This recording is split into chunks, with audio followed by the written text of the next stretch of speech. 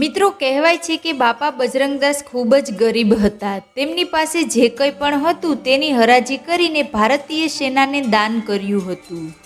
એટલે જ તો બાપાને રાષ્ટ્રીય સંતનું બિરુદ મળ્યું હતું।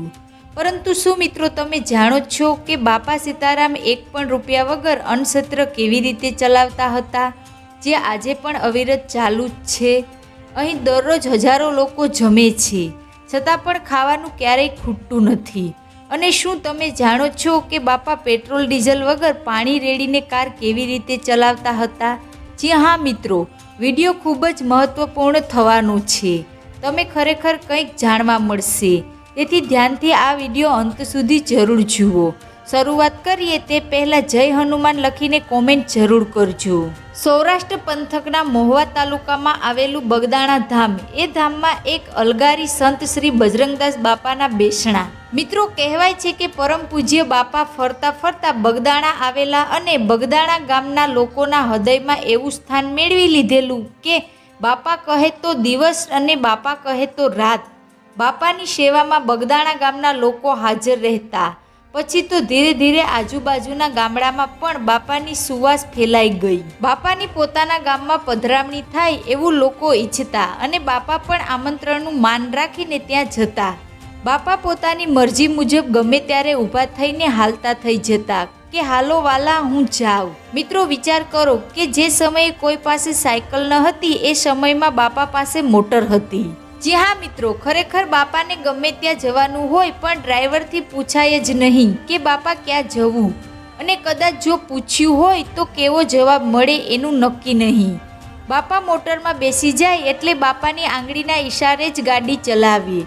જે સ્થળે જવું હોય તે સ્થળ આવી જાય, ત્યારે જ ડ્રાઈવરને ખબર પડે કે ઠીક બાપાને અહીં આવવું હતું। કહેવાય છે કે બાપા પોતાની ગાડીમાં ક્યારેય પેટ્રોલ ડીઝલ ભરાવતા ન હતા, છતાં પણ ગાડી બાપાના ચમત્કારથી દોડતી હતી। મિત્રો બાપાનું મસ્તીભર્યું જીવન બગદાણાનો આ આપણો ગાંડો બાવલિયો એક દિવસ સૂર્યાસ્ત પછી ધીરે ધીરે ધરતી માથે અંધારાના ઓળા ઉતરી રહ્યા છે। એવા ટાણે બગડ નદીની વેળુમાં બેઠા છે। ઉનાળાનો વખત છે, નદીની વેળુ ઠરીને હિમ જેવી થઈ ગઈ છે। બાપા વેળુની મોજ માણી રહ્યા છે। એવે ટાણે કોઈના પગ તળે રેતી ચડાવવાનો અવાજ આવે છે। બાપાએ જોયું તો કોઈ વિકરાળ કાયાવાળો કાળો માનવી સામે આવીને ઊભો રહ્યો અને કહેવા લાગ્યો કે બાવા તારી મઢુડીએ હરિહર શરૂ કરાવ।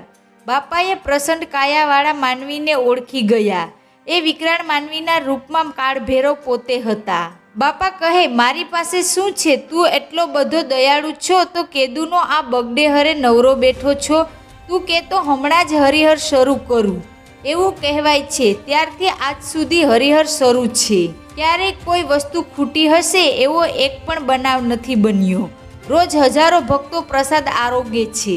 મિત્રો કહેવાય છે કે સૌપ્રથમ વખત વર્ષ 1959માં અન્નક્ષેત્ર ચાલુ કર્યું હતું, જે આજે પણ અવિરત ચાલુ છે। મિત્રો જ્યાં મંદિરનું નિર્માણ કરવામાં આવ્યું છે, આ મંદિરમાં આરસ પહાડાના પથ્થરોનો ઉપયોગ કરવામાં આવ્યો છે। મંદિરનું પ્રવેશદ્વાર વિશાળ છે, બંને બાજુ કાચ છે, જ્યારે શિવ અને પાર્વતીની પ્રતિમા મૂકવામાં આવી છે। સમય ગયે ભક્તિરામ આખા જગતમાં બાપા બજરંગદાસ અને બાપા સીતારામના નામથી ઓળખાવા લાગ્યા। તેઓએ 1977માં દેહ ત્યાગ કર્યો।